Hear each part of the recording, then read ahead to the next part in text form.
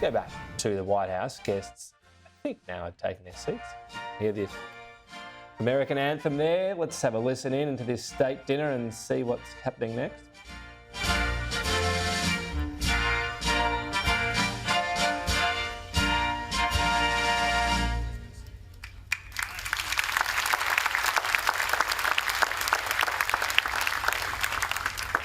Please have a seat.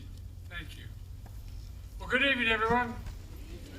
Prime Minister and I and Jody and members of the Australian delegation, distinguished guests, Jill and I are honored to welcome you tonight to celebrate the historic bonds between our two nations that's been going on for 72 years now. An alliance during World War II, more than 150,000 American troops based in Australia to fight in the Pacific Theater. And to ensure they were prepared to navigate down under, each one of them was given a manual entitled, and here's one entitled, Instructions for American Servicemen in Australia. I'd like to read it. Could be dangerous. Not all the tips hold up today, but I thought one of them was pretty good. This is a quote from it. You'll find the Australians haven't much respect for stuffed shirts, their own or anyone else's. Well, I've learned that my trip down under, as well as becoming friends with the Prime Minister. No wonder we get along so well. Another tip from the manual not only stands out, but stands up. Quote, Australians have been in all the hot spots whenever the going has been tough. End of quote. And that's a fact. They have been. You know, that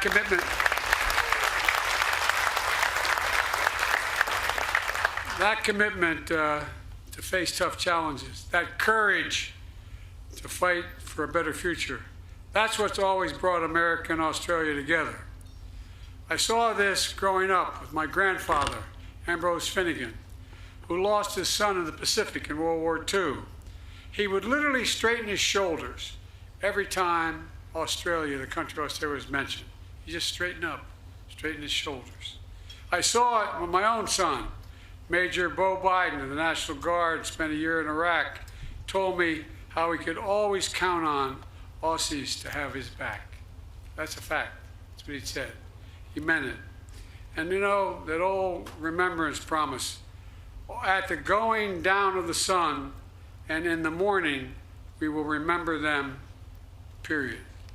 Look, folks, today that bond, first forged in the battlefield, has grown to capture the full range of human ingenuity. Australian and American workers are building the future together. Australians and American students are innovating together. Australian and American engineers are working together to support Artemis missions to return human beings to the moon and from there to Mars. And as I saw when I visited Australia in 2016, Australians and Americans are driving cutting-edge research to end cancer as we know it, and we will. Research that has only grown, with Australia teams recently mapping 949 cancer cell lines across 40 types of cancers. Ladies and gentlemen, a great deal of the history of our world will be written in the Indo-Pacific in the coming years. Australia and the United States must write that story together. We must continue to advance freedom, security, and prosperity for all. Continue the vital work in both our nations of building strong partnerships, of upholding nation-to-nation commitments and to native peoples. Continue to defend the values of great democracies, freedom of expression, freedom of religion, and freedom from fear. And continue to build a future worthy of our highest hopes, even when it's tough, especially when it's tough.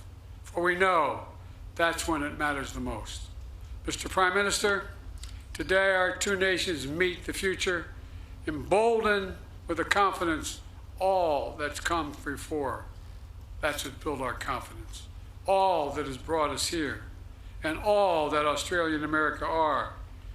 Innovative, courageous, loyal, unwavering, bold of heart, and resolute of spirit, determined that tomorrow will be better than today. It'll be more than just, it'll be more free, more fair, and for all people, because we have the power to make it so. So please join me if I can get a, here you go. Please join me in a toast to our partnership, our mateship, and the future that we'll create together. Cheers. Mr. Prime Minister, the floor is yours.